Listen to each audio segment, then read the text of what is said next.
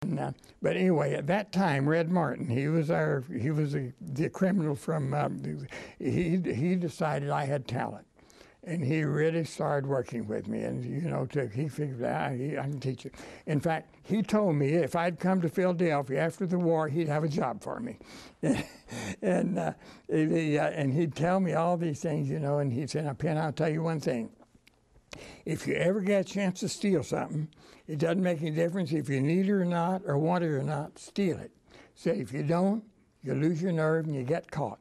Well, a couple of days later, we were working with some of the metal stuff and all that, and I was unpacking some boxes of what were their little heat things that had little tablets that would burn, that would heat a cup of coffee or a soup, not to cook, and it had those little things in there. Hunters used them, and that sort of thing used them, and you'd pull the metal up, and it would sit. The little bottle or can would sit on top of it and heat it.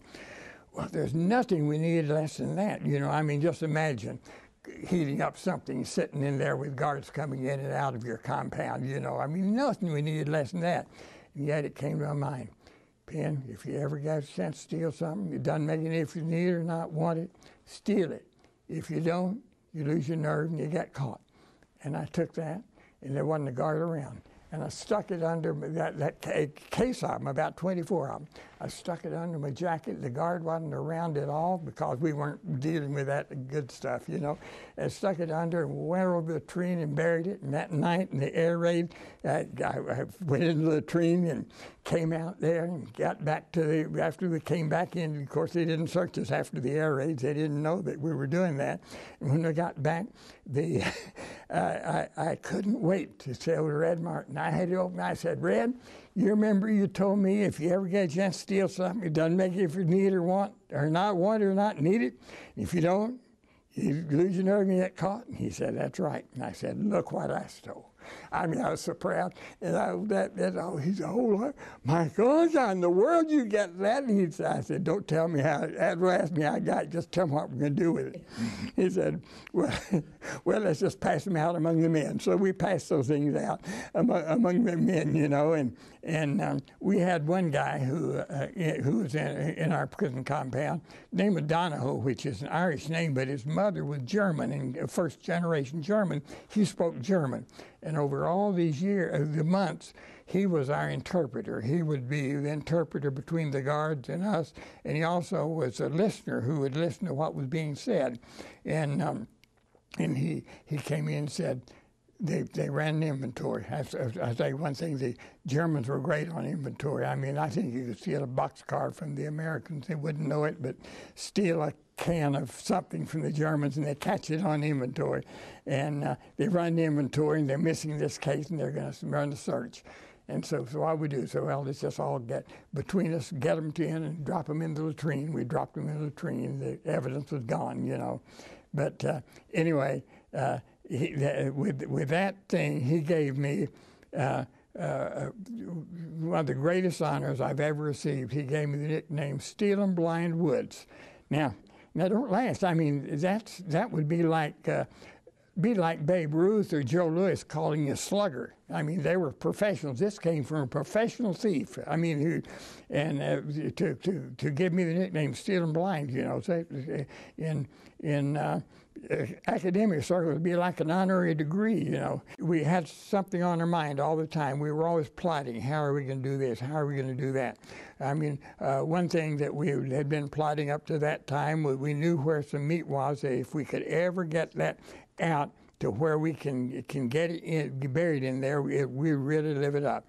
So it was on the 19th of April of 1945 that we had managed to get a hold of some and have it buried in the latrine, and couldn't wait until the next day, till that night that they'd have an air raid, and we'd get in and pull it out.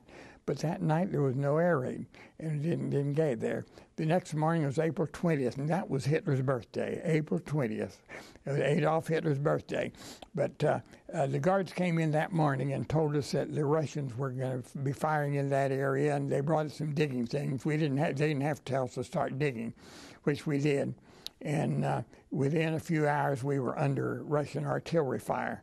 Well, we were under there from that afternoon and that evening.